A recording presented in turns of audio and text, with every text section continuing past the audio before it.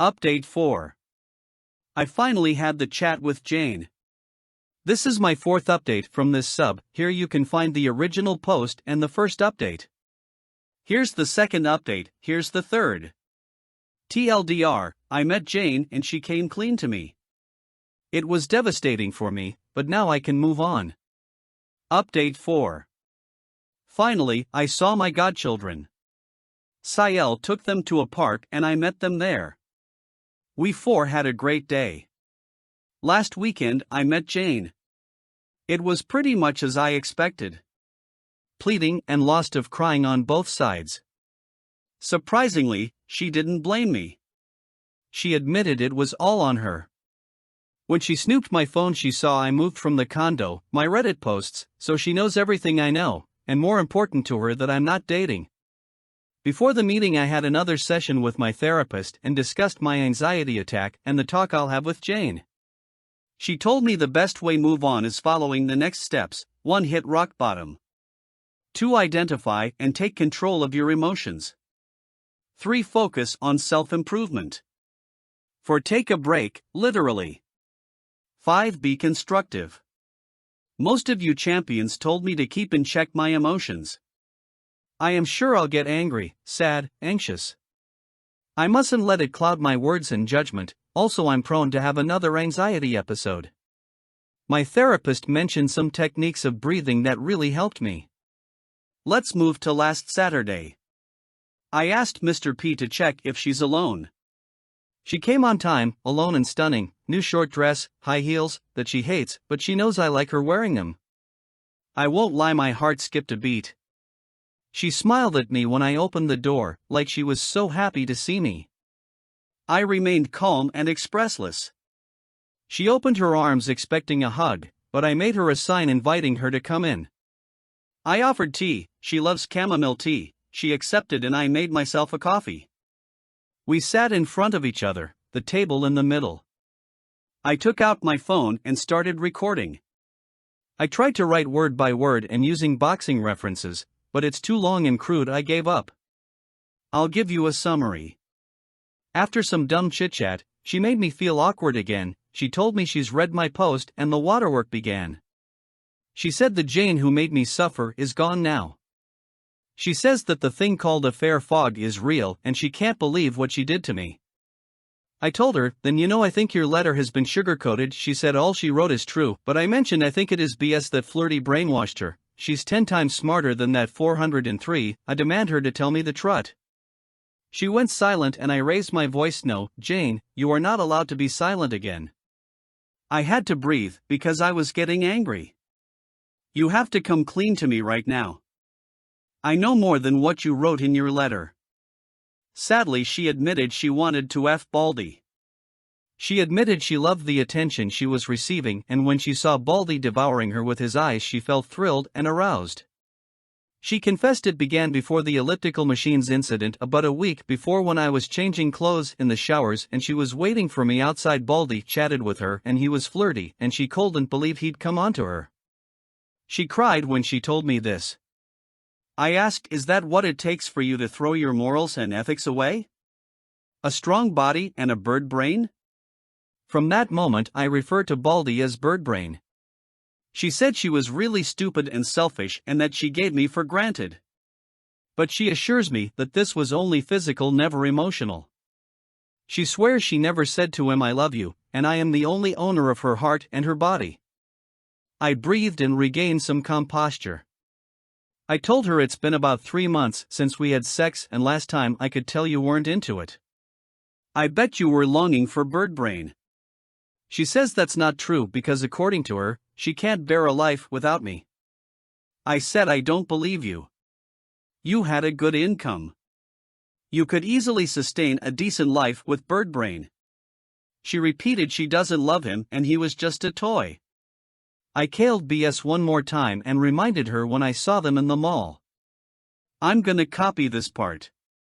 OP, I saw you at the mall, with him. Hugging, kissing like when we were engaged. She was fidgeting, I'm so sorry. OP, tell me the trut. You do love him. She shook her head, I liked how people stared at us.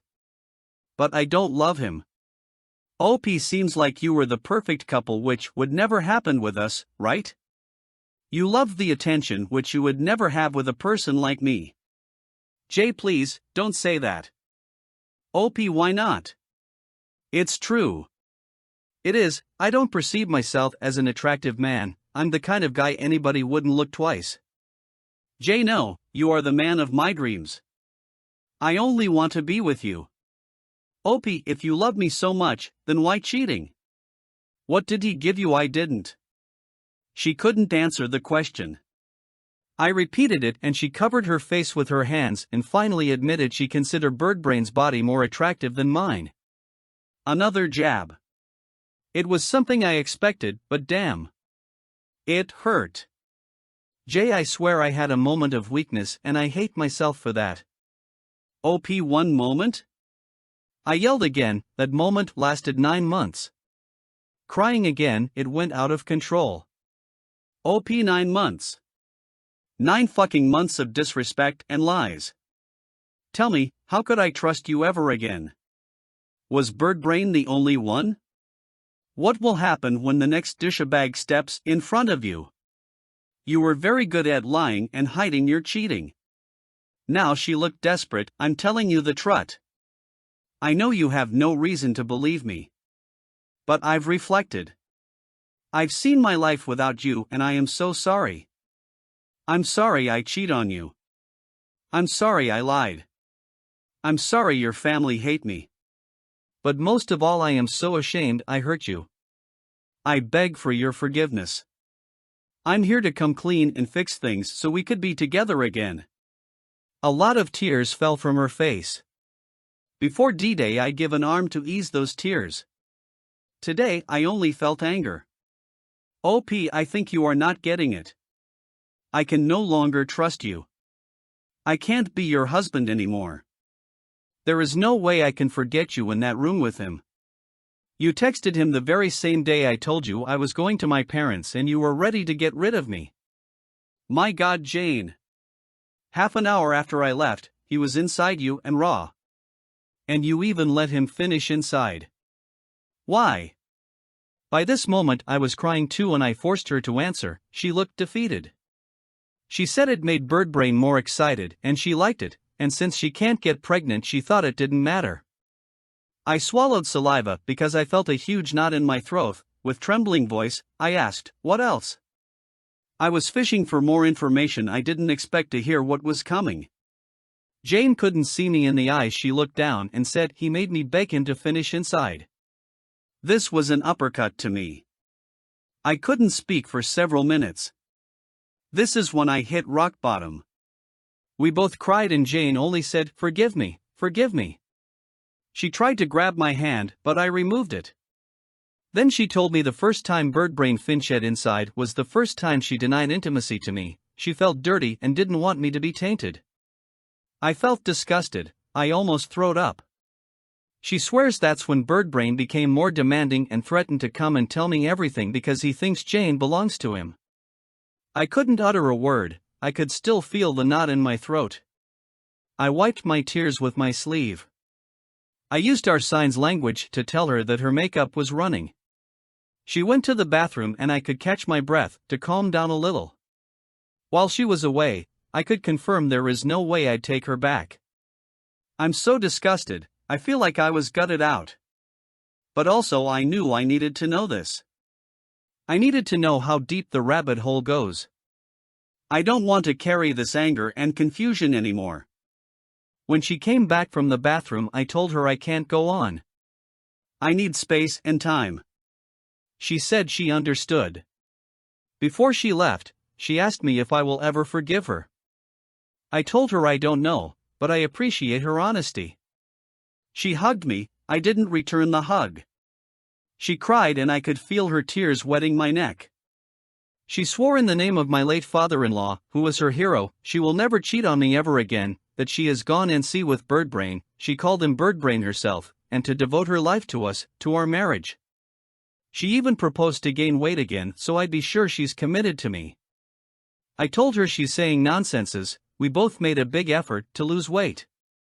But she says therapy made her realize she's a narcissist and an attention junkie.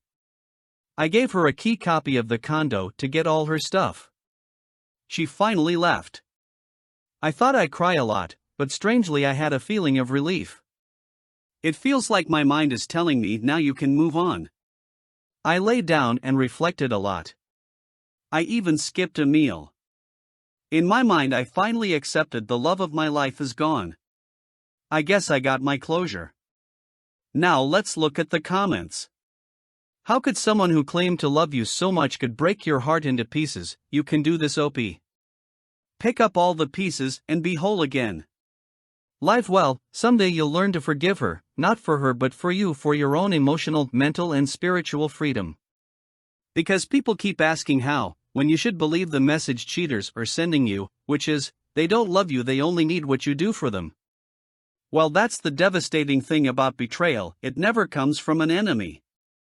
My friend, you have got to be one of the strongest men that I have ever had the pleasure of reading about, and to know that you are overcoming this arduous journey one step at a time, one hard step at a time, it's inspiring. And as a complete stranger you will probably never meet, I have to say I am proud of how you handled this and the man you were going to become from this. You only have ways to go up from here, and don't let her, or any person like her, drag you down.